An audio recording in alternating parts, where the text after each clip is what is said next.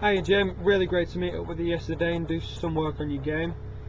The main issue we talked about yesterday was trying to add a bit more power to your game. Obviously, like we're saying, if we're only hitting driver sort of 150, 160 yards, it makes the game quite difficult. Obviously, you're going into every green with a hybrid or fairway wood, or at best a long iron. It does take a lot of the enjoyment out of the game. So we discussed the 3 ways you were going to increase that distance, and number 1 was improving the strike. So obviously hitting the ball at the middle more often would do the world of good. Obviously increasing speed, probably being the big one. Obviously the faster you can swing, the further the ball's going to go. And the third one was increasing the height on your driver. Now, I must admit, looking through some of the videos that we took yesterday, I actually can't find a driver from later on. All I have is the numbers that we did from the flight scope, which I will actually email over to you. If we have a look on the left hand side here, I've just put in a couple of lines on these videos. Obviously, the one on the left hand side is the one from earlier on with the driver. 1 or 2 things I just want to point out. Number 1, obviously, is the slight spine tilt you've got to the right. So you're already leaning back on it slightly. You've got the handle behind the head, which is going to help you to hit up on the ball. But what it's also actually going to do as well is, and it's not really something we didn't mention it too much, but if you've got the handle behind, what it actually does is actually close the club face slightly. I know I've briefly mentioned this anyway. And if you've got the club face closed, that's straight away that's taking some loft off. So if it's taking a bit of loft off, as we said, straight away that's going to bring your ball flight down. And with the club head speed we were getting, we really couldn't afford to lose height. So that was one of the first things we talked about. So getting the handle forward, getting your weight a bit more 50-50, so your spine angle was straight up and down, so your shoulders and your hips were level, and also just getting the arms a bit straighter. So you've got the right hand that's straight here, and then you've got the left arm, the left arm which is bent, so the elbows are separated, the left wrist is bowed, cupped. So as I said, that's then shutting the club face as well, believe it or not. So let's just get rid of these lines and let's just run through the swing.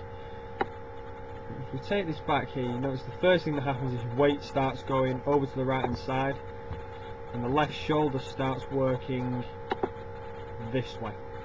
Now, as we discussed yesterday, the thing that's going to happen then, as soon as the left shoulder starts coming around, it's going to bring you away from the ball. And if you notice here, as we get to the top of your backswing, how much the spine is flexed forward. Obviously, when you set up at address, your spine is flexed forward. Now, if you just rotated and kept that spine flexed forward throughout your backswing, that's what it'll look like. So you'll be basically tilted away from the ball, and it's very, very difficult for you to get any length to your backswing. So if you have a look at there, that's as far as you can go. Oh, excuse me. That's as far as you can go, basically. So what we were trying to do is we're trying to get what we call extension into your spine. We talked about the Axeman metaphor. So if you were trying to chop a piece of wood in half, you would be flexed forward at the start.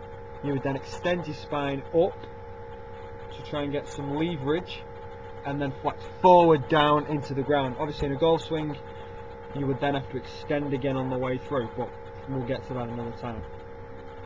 So that's about the length of the backswing. We use Justin Rose as a really good example for this. So as we take this down, you can see obviously he's in forward flexion at setup, and then as he gets to the top of his backswing, you can see that his spine is extended, so he's turned and he's extended.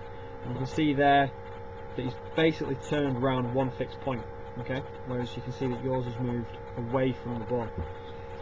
That then gives him a lot more length to his backswing, And also that extension and then back into flexion is also quite a power move as well, because that's basically you're using gravity as a power source. You're coming back down into the ground. Now we did a couple of drills.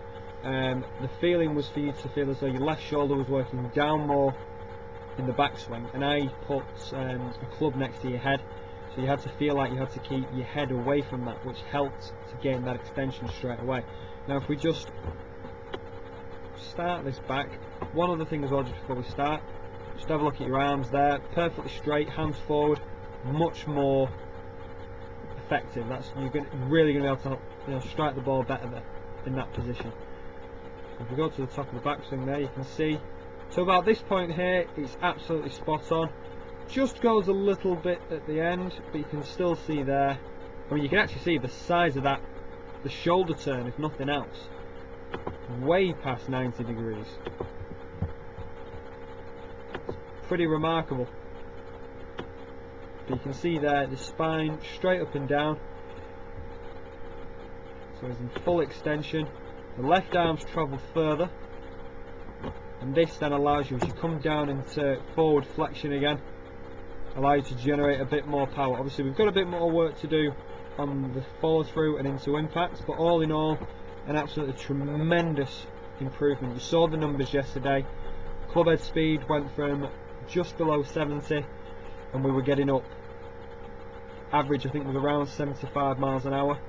Ball speed up by about, I think it was about 8 to 9 miles an hour. Carry was up by 20 yards. Total distance was up by even more. So a really good improvement considering we've only just started. And I think a couple of weeks of practice and then come back and then we'll keep working on it. But an absolutely tremendous effort yesterday. So I'll see you in a couple of weeks. Best of luck, and I really hope you enjoyed your 70th birthday yesterday, coming up for that lesson. Really enjoyable. I'll speak to you soon. Bye bye for now.